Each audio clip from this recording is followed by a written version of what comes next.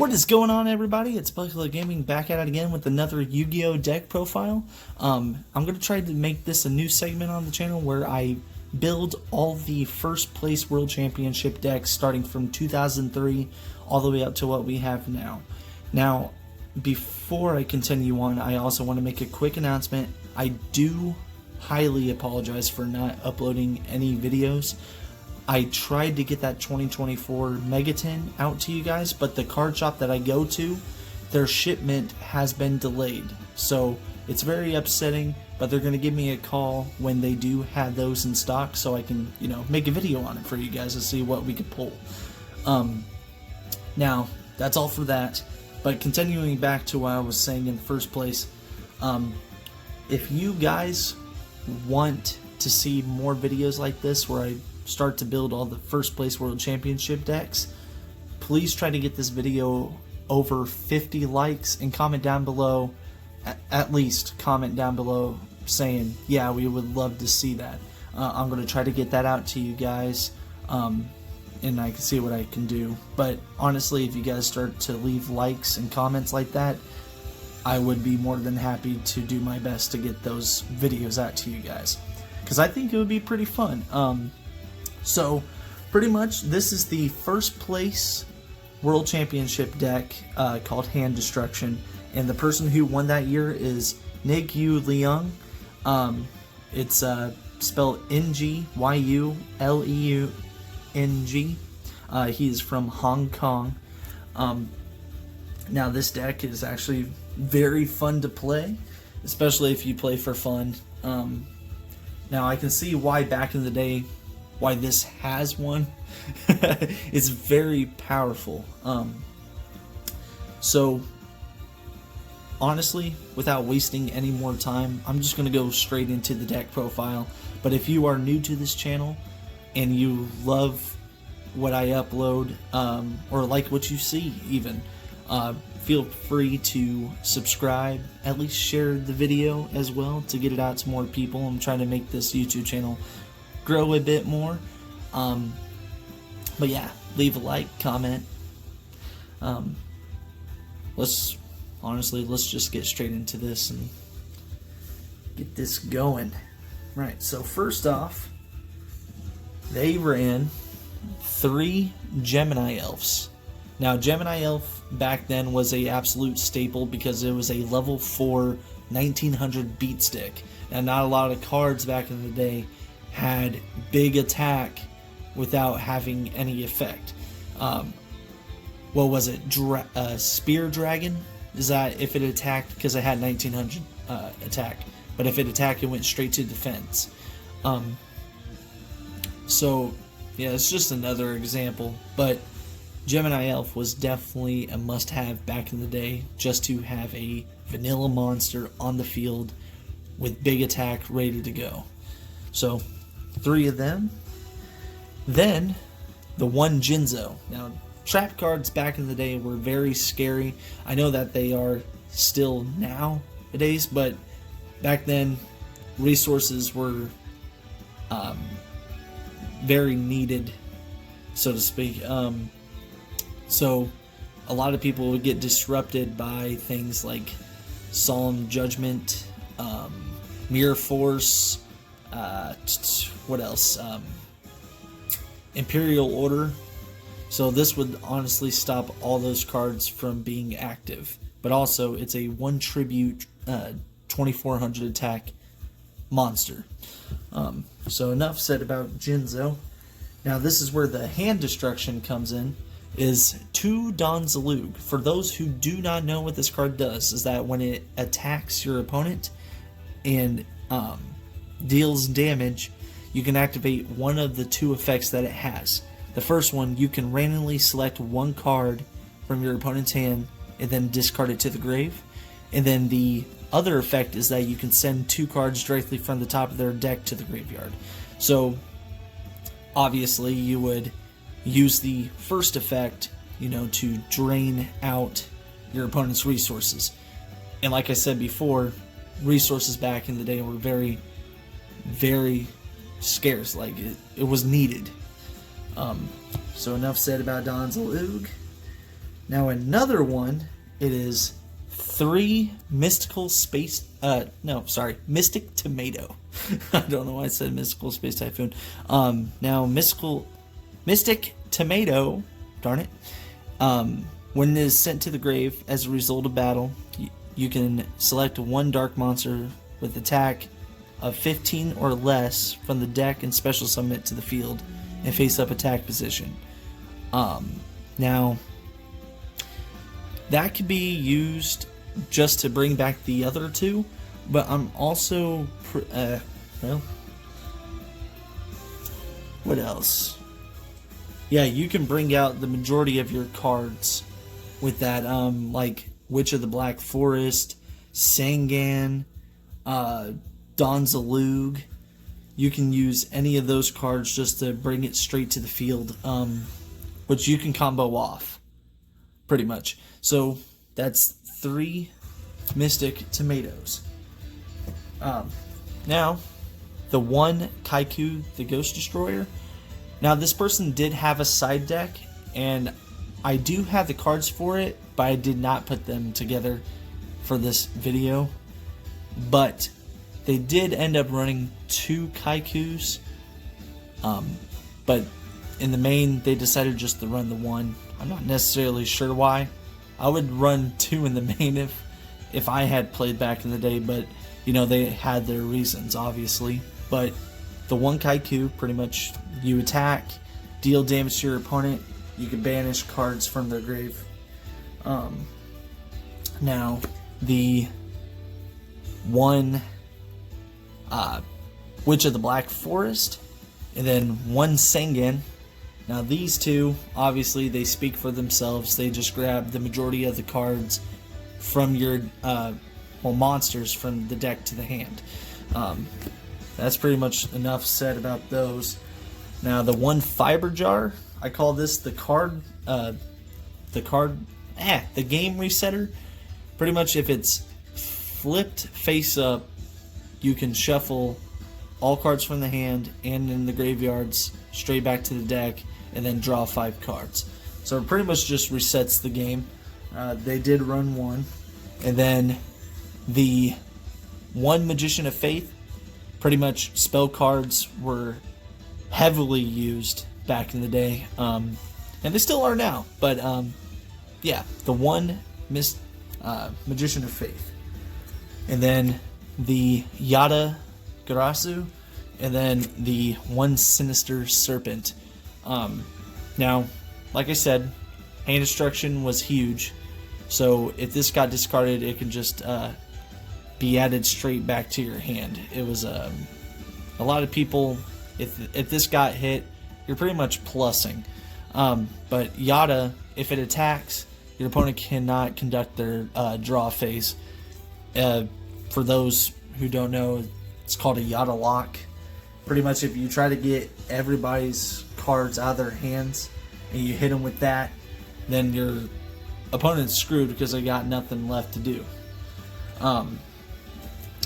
Now onto the spells. For the draw power, it is 1 Pot of Greed, 1 Graceful Charity, and then the Mirage of Nightmare. Now, Mirage of Nightmare, pretty much its effect reads: during your opponent's standby phase, draw cards until you have 4 cards in your hand. During your standby phase, randomly discard the same number of cards that you drew off this card's effect. So, pretty much the combo is that if you are short on cards and you know for a fact that you have a mystical Space Typhoon in your hand, you can activate this, set mystical Space Typhoon, or keep it in your hand. You can do whatever, but wait until you draw the 1 card off your draw phase. The standby phase activates, then you chain mystical Space Typhoon to pop this card, so you do not have to discard the cards that you drew. Which this card was very powerful. It's pretty cracked. And it's a continuous, so if you know that you have mystical Space Typhoon at the ready, you're pretty much all set. Now for the monster destruction, it was 1 Raigeki and then 1 Dark Hole. Now these cards, obviously, they blew up, well, this one blew up all monsters, but this one blew up your opponent's monsters. So very, very powerful. Then for the back row destruction, it was 1 Harpie's Feather Duster, Heavy Storm as well, and then the 3 Mystical Space Typhoons. Now all 5, well, technically all 3 of those cards are very, very powerful, because back row was very scary, so you kind of wanted to get rid of all your opponent's back row so that they don't disrupt your plays and you can just go for game. Now for the monster snatching is the 1 Change of Heart and then the 1 Snatch Steal. This one equipped to a monster to take control of it, but during the standby phase your opponent gains 1,000 life points, and this one just takes control of your opponent's monster regardless of the positioning, which these were both very strong. I'm glad that honestly both of those are off the ban list now.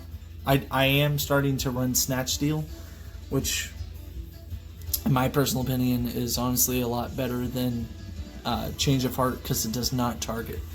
Now for the monster revival was Monster Reborn and Premature Burial. Now this one, pretty much you pay 800 life points and then you can revive 1 monster from your graveyard, and then Monster Reborn, everybody knows what it does. Say you reborn, revive back any monster from either player's graveyard. So these were very strong as well. Now for the big hand destruction was Delinquent Duo, Forceful Sentry. Now I also want to make a quick mention, the what was it called? It was another card that I ran in the main deck, but I don't know where that card is. Shoot, it's another normal spell. It'll probably come back to me in just a moment, but I couldn't find it. So this was also in his side deck, was a Painful Choice, so that's just a replacement of that card. Now, Delinquent Duo was crazy, absolutely nuts. Pretty much you pay 1,000 life points, you discard 1 card from your opponent's hand, and then they have to discard a card as well. And then Forceful Sentry allowed you to completely look at your opponent's hand, which you can then select 1 card and then return it to the deck. So that was also very powerful. And then Painful Choice, out of all 3 of these, like, the strongest spell in your deck is by far Painful Choice, because all you have to do is select 5 cards from your deck, show them to your opponent, and your opponent selects 1 card that will be added to your hand, and then discard the remaining cards to the graveyard. So why is that so powerful? First off, Painful Choice allowed you to get resources into the graveyard a lot faster. I